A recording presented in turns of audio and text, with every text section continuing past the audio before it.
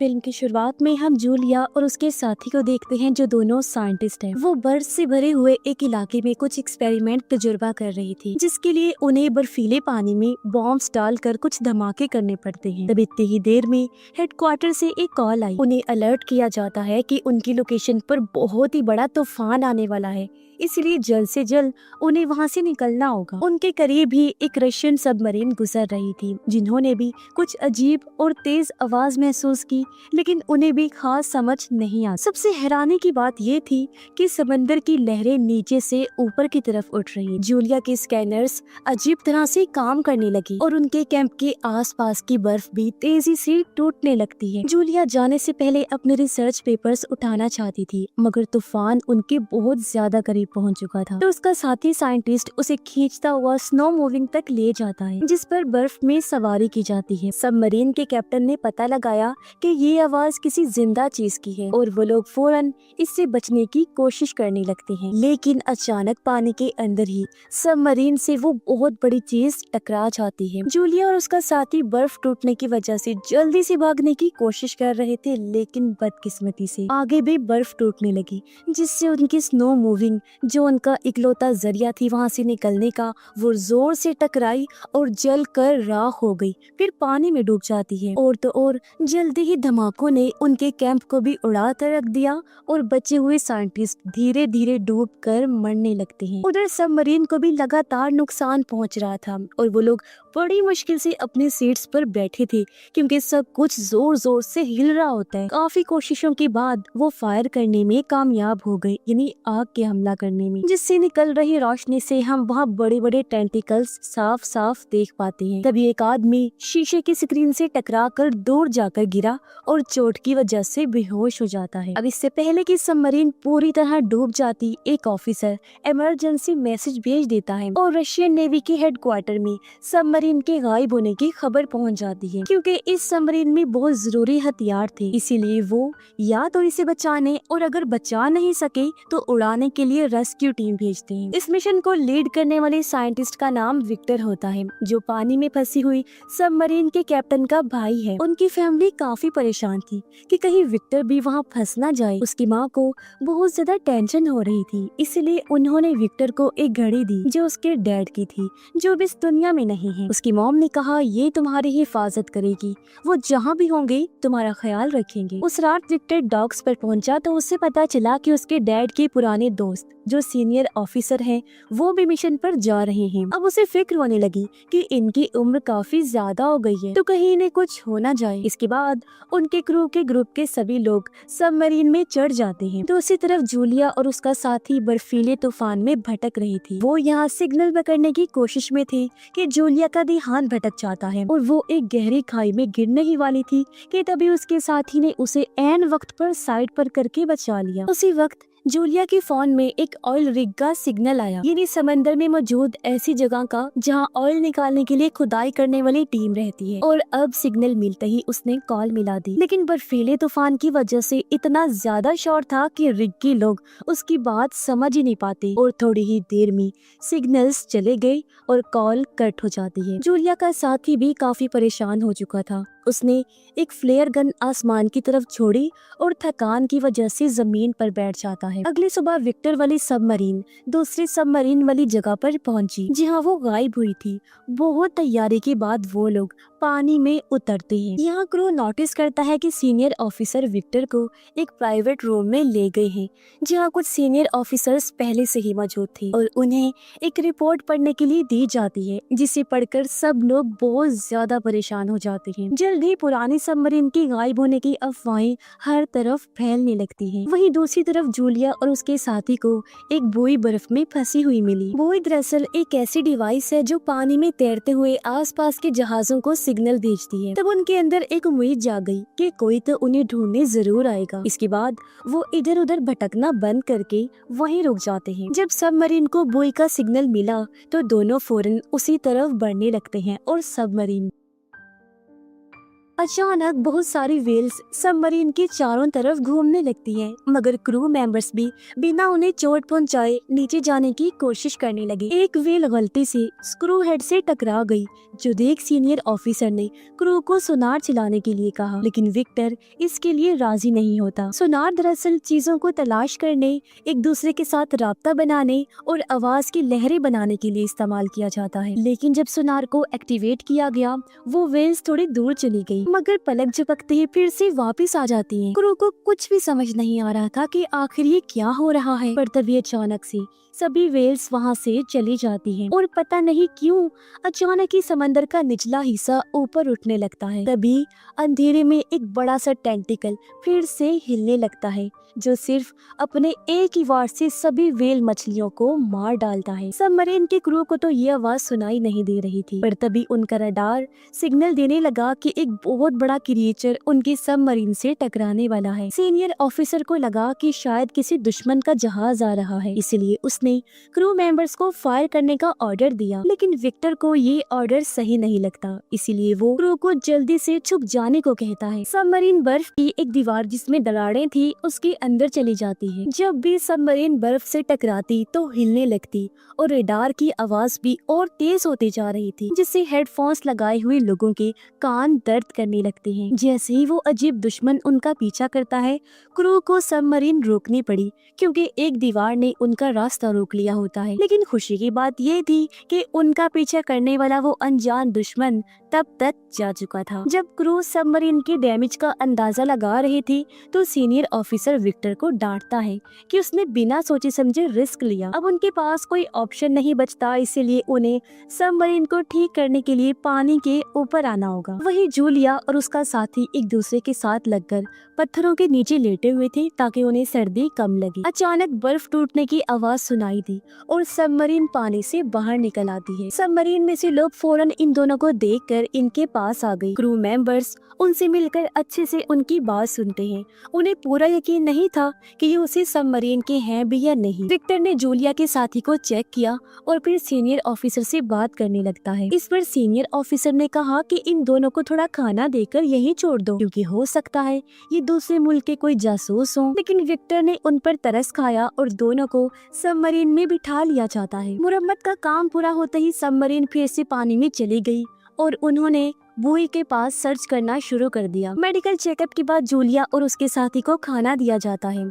फिर विक्टर ने उन्हें नक्शा दिखाकर उनके कैंप की लोकेशन पूछी और साथ ही ये भी पूछा कि क्या उन्होंने कुछ अजीब देखा था। जूलिया बताती है कि हमने बड़े बड़े धमाके देखे थे। ये सुन विक्टर को लगता है कि शायद वो धमाके ही उसके भाई की सबमरीन डूबने की वजह हो सकते हैं। सारा क्रू आगे का प्लान करने लगा कि अब उन्हें क्या करना चाहिए। तब सीनियर ऑफिसर कहता है कि हमें वापस चलना चाहिए, क्योंकि थोड़ी देर पहले रडार में जो भी चीज थी वो खतरा वापस आ सकता है, यानी कि वो दुश्मन। अगर हम फिर से अटैक हुआ तो इमरजेंसी सिग्नल भेजना तक मुश्किल हो जाएगा। लेकिन विक्टर अपने भाई को ढूंढने के लिए बेचैन था और ऑर्डर देता है कि सबमरीन जूलिया के कैंप की तरफ ले चलो। तब सीनियर ऑफिसर विक्टर को दूर ले जाकर खतरे के बारे में अलर्ट करता है और कहने लगा कि ये दूसरी बार है जब तुमने गलत फैसला लिया है। अगर एक और बार ऐसा हुआ तो सब कुछ खत्म हो जाएगा। विक्टर अपने एक साथी को समझाता है कि हमें जल्दी करनी होगी, क्योंकि अगर दूसरी सबमरीन में कोई जिंदा हुआ तो उसके पास ऑक्सीजन कम ही बची होगी और हमें जल्दी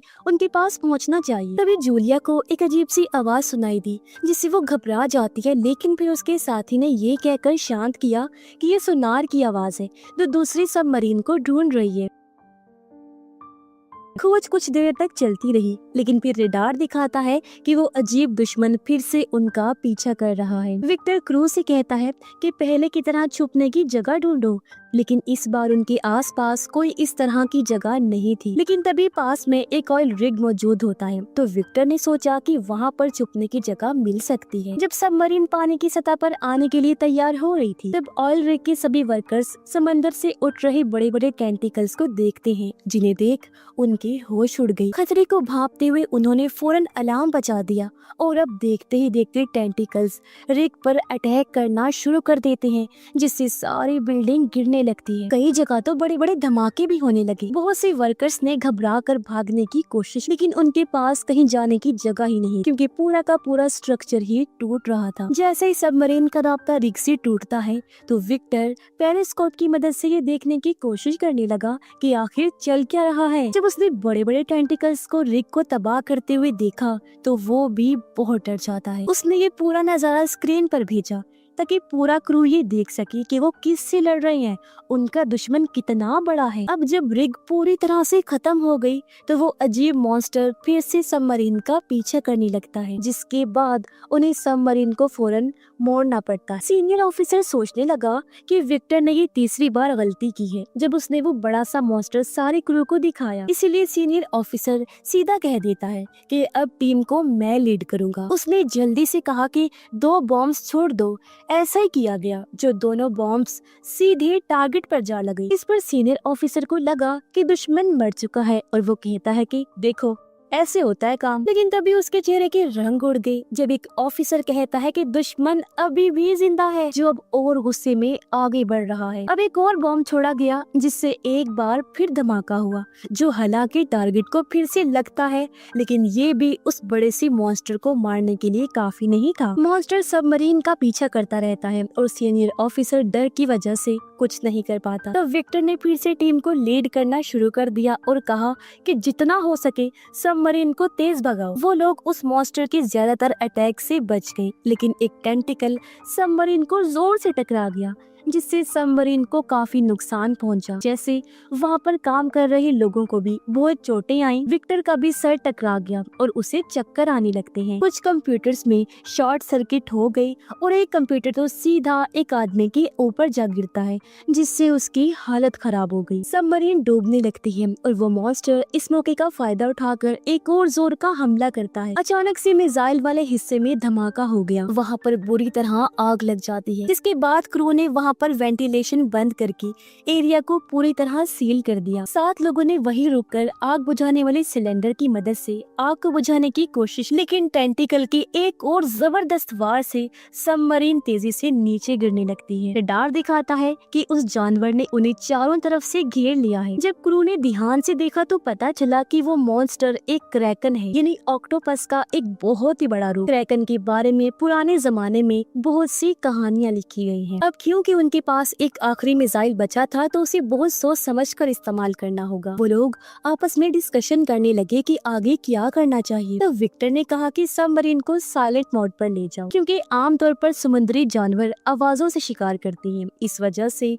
मिसाइल वाले रूम में वर्कर्स को आग बुझाने वाले काम को रोकने का हुक्म दिया जाता है, जिससे वहाँ पर कार्बन डाइऑक्साइड और कार्बन मोनोऑक्साइड का लेवल बढ़ने लगता है। क्रैकन की आवाज एक ऑफिसर के कानों में बुरी तरह चुभ रही थी और मिसाइल वाले कमरे में मौजूद लोग सोचने लगते हैं कि क्या हम ऐसे ही मर जाएंगे। लेकिन खुशकिस्मती से विक्टर का प्लान काम कर गया और वो क्रैकन वहाँ से दूर चला गया और वो लोग दोबारा से अपने काम पर लग जाते हैं। लेकिन तब तक आग इतनी ज्यादा फैल चुकी थी कि थोड़े से सिलेंडर से बुझाना मुमकिन ही नहीं था। कुछ लोग आग से जलने लगे और तभी विक्टर ने सबको कहा कि वो हिस्सा खाली कर दो, जो चीज जल रही है जलने दो, बस अपनी जान बचाओ। कुछ ऑफिसर जब फायर एरिया से बाहर निकल रहे थे तो वो बुरी तरह से जख्मी हो जाते, लेकिन बाकी के क्रू ने उन्हें दरवाजे के इस पार लाने में उनकी मदद की। आखिरी सेकंड में दरवाजा बंद कर दिया गया ताकि आग बाकी हिस्सों तक ना पहुंच सके और उस रूम में प्रेशर कंट्रोल करके आखिरकार आग बुझा दी जाती है। इसके बाद जो लोग अभी भी ठीक थे उन्हें काम दे दिया गया और जो लोग जख्मी थे उन्हें उनके कमरों में भेज दिया जाता है। जूलिया और उसका साथी उनकी चोटों का इलाज करने में मदद करते हैं, जिससे क्रू उन पर भरोसा करने लगा। बाद में विक्टर क्रू से उनकी राय पूछता है कि अब क्या करना चाहिए। सभी कहते हैं कि हमें वापस चलना चाहिए, क्योंकि हमें दूसरी सबमरीन की लोकेशन का कुछ नहीं पता और क्रैकन से बचने के लिए कोई सिक्योरिटी, कोई प्रोटेक्शन भी हमारे पास नहीं है। सीनियर ऑफिसर विक्टर को याद दिलाता है कि तुम्हारे डैड एक हीरो थे जो कि सबमरीन के हादसे में लोगों को बचाते हुए मरे, तो तुम्हें यहाँ समझदारी का मुजाहिरा करना चाहिए। तो काफी सोचने के बाद विक्टर भी मान गया कि वापस चलना ही उनके लिए बेहतर होगा। जब सबमरीन वापस लौट रही थी तो विक्टर अपने डैड का लिखा हुआ आखिरी लेटर पढ़ने लगता है। तभी जूलिया उसके कमरे में आई और नक्शा दिखाकर वो सभी लोकेशंस दिखाती है जहाँ पर उन्होंने क्रैकन को देखा और अपने कैंप कैंप की लोकेशन भी बता दी है। फिर उसने कहा कि पुरानी कहानियों के हिसाब से इस मॉन्स्टर ने पहले भी कई जहाजों पर हमला किया है, लेकिन फिर अचानक ही वो गायब हो गया। इसीलिए साइंटिस्ट मानते थे कि क्रैकन किसी गहरी नींद में चला गया है। अब हमने जिन धमाकों का इस्तेमाल किया था, शायद वो क्रैकन के छुपे हुए घर पर लग गई। इसी वजह से शायद वो जाग गया। अगर सबको जिंदा रहना है तो उन्हें सोनार बंद करना होगा, वरना वो हमारे पीछे दोबारा आ जाएगा। अब क्योंकि जूलिया क्रैकन के बारे में इतने अच्छे से जानती थी,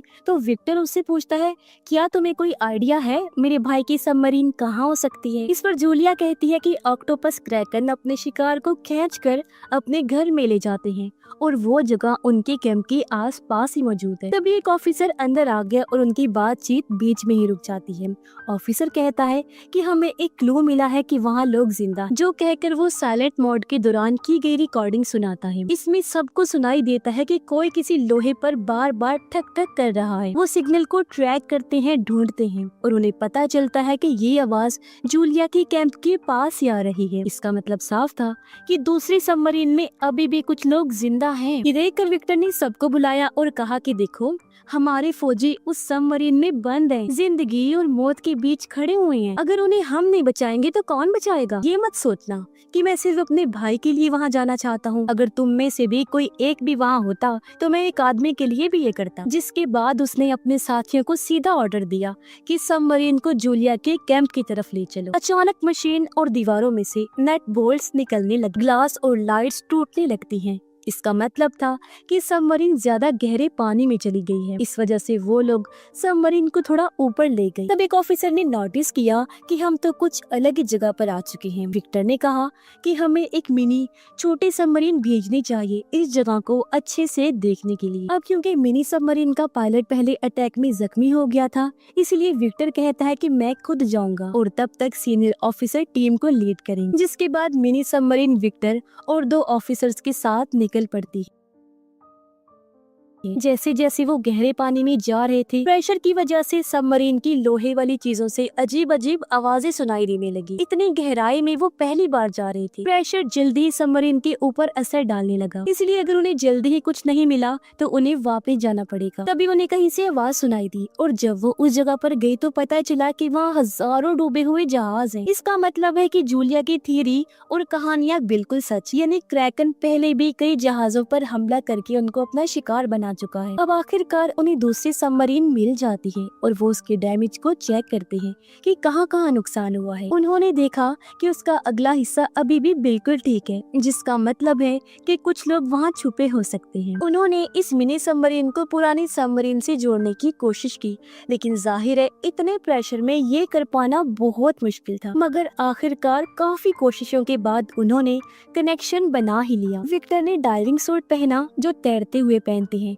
और इस कनेक्शन की मदद से दूसरी सबमरीन में चला जाता है। दरवाजा उसने जब खोला तो अंदर जाकर उसे बहुत खुशी हुई, क्योंकि उसके भाई अलेक्जेंडर समेत पूरा क्रू जिंदा था। इस बारे में उन्होंने फौरन मेन सबमरीन को बताया, जो भी खुशी से जश्न मनाने लगते हैं। अब विक्टर ने जितने लोग फिट हो सकते थे उतने मिनी सबमरीन में भेजे, लेकिन सबको बचाने के लिए 2 बारियां लगनी। इसलिए विक्टर ने फैसला किया कि मैं अपने भाई के साथ इधर ही रुकूंगा। उन्होंने सबमरीन के आगे वाले हिस्से पर एक ट्रैकर लगा दिया ताकि उनकी लोकेशन खो ना जाए। लेकिन फिर उन्हें याद आया कि क्रैकन भी सिग्नल को पकड़ सकता है, इसलिए उस ट्रैकर को बंद कर दिया गया। जब मिनी सबमरीन वहाँ से निकली तो पूरी सबमरीन एक दफा के लिए जोर से हिल गई, मगर नीचे नहीं गिरती। जल्द ही वो लोग मेन सबमरीन तक पहुँच गए और बचाए गए लोगों का इलाज शुरू कर दिया जाता। मगर सबमरीन चला रहा पायलट अब दूसरी बार जाने के काबिल नहीं था, उसकी हालत खराब। इसीलिए जूलिया ने अपने साथी को मदद करने के लिए कहा, क्योंकि वो पहले भी सबमरीन में काम कर चुका था, इसीलिए मान जाता है। जब मिनी सबमरीन वहाँ से निकली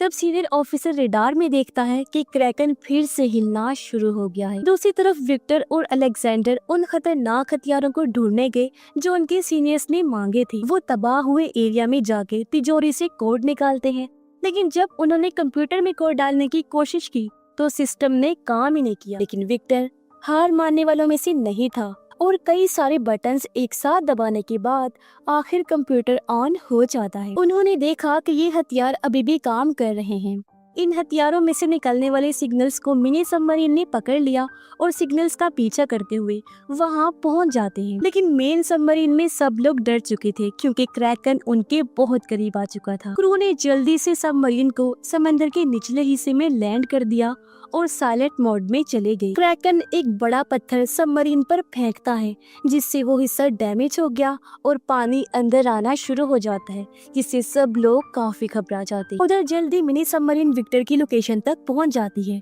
लेकिन जब वो आगे बढ़ रही थी तब गलती से ट्रैकर ऑन हो गया। क्रैकन मेन सबमरीन पर अटैक करने ही वाला था, लेकिन ट्रैकर का सिग्नल पाते ही वो अपनी केव इन गार की तरफ बढ़ने लगता है, उस सबमरीन की तरफ। सीनियर ऑफिसर ने क्रू को ऑर्डर दिया कि जल्दी से इस मौके का फायदा उठाकर ऊपर चलो। इसी दौरान विक्टर हथियारों वाले कमरे तक पहुंचने की कोशिश कर रहा था, जो क्रैकन के हमले की वजह से बंद हो गया था। अलेक्जेंडर ने मिनी सबमरीन की जब आवाज सुनी तो अपने क्रू को जाने के लिए कहा, जबकि वो खुद अपने भाई विक्टर का इंतजार करने लगता है। आखिरकार विक्टर हथियारों वाले कमरे में पहुंच गया और उसने मिसाइल के अंदर कोड डालना शुरू कर दिए, जबकि अलेक्जेंडर कंप्यूटर में कोड डाल रहा था। हथियार लोड होने में थोड़ा टाइम लग रहा था। इसी दौरान क्रैकन ने उन्हें ढूंढ लिया। वो लोग भी उसके हमले के लिए दिमागी तौर पर तैयार थे। जब उसके टेंटिकल्स सबमरीन की चारों तरफ घूम रही थी, दोनों भाई आपस में बात करते हैं और अपनी पुरानी लड़ाइयों के लिए एक दूसरे से माफी मांगते हैं। क्रैकन ने एक झटके में सबमरीन का आधा हिस्सा तोड़ दिया, लेकिन वो हिस्सा तो पहले ही खाली था। क्रैकन दोबारा अटैक करने वाला था, तब दोनों भाइयों ने एक साथ बटन दबा दिए ताकि हथियार फायर हो सके। अब पानी सबमरीन में घुसने लगा था, इसलिए विक्टर जल्दी से पाइप के जरिए वापस अलेक्जेंडर के पास आ जाता है। अब वो हथियार जल्दी खुद ब खुद फटने वाले थे, तो दोनों भाई तेजी से निकलने की कोशिश करते हैं। सबमरीन अब डूब रही थी और जोरदार लहरों की वजह से कॉरिडोर में पानी आ रहा था, जिस वजह से दोनों भाई अलग हो गए। विक्टर अलेक्जेंडर को ढूंढता हुआ उसका हाथ पानी से बाहर निकलते हुए देख लेता है। तब उसने फौरन अपने भाई का हाथ पकड़कर उसे अपने पास खींच लिया और आखिर सही सलामत अलेक्जेंडर को विक्टर बचा लेता है। दोनों भाई सीढ़ियां चढ़कर मिनी सबमरीन में घुस गए और दरवाजा बंद कर लेते हैं ताकि पानी अंदर ना आ सके। अब धमाकों के लिए सिर्फ 2 मिनट बचे हैं, लेकिन मिनी सबमरीन लॉन्च नहीं हो पा रही थी। जब वो लोग मेन सबमरीन से जुड़ने की वजह से नीचे जा रहे थे तो विक्टर को इमरजेंसी लीवर नजर आया। उसे खींचते ही मिनी सबमरीन आखिर दूसरी सबमरीन से अलग हो जाती है